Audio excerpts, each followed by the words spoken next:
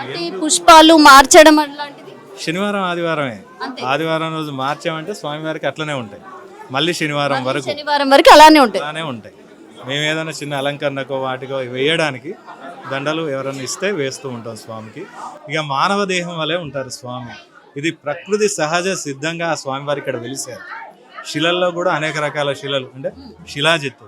మానవ దేహం అంటే మెత్తగానే ఉంటుంది, అది కూడా అది ప్రకృతి పరంగా ఆ స్వామివారి ఇక్కడ వెలిసారు, సహజ సిద్ధంగా వెలిసారు.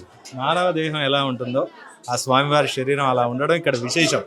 ఆ విశేషం అనేది చూడాలంటే అభిషేకంలో హారతి వెలుగులో మేము చూపెడతాం. ఈ హారతి వెలుగులో చూపించేటప్పుడు ఆ తన్మయత్వ భావం చాలా బాగుంటుంది.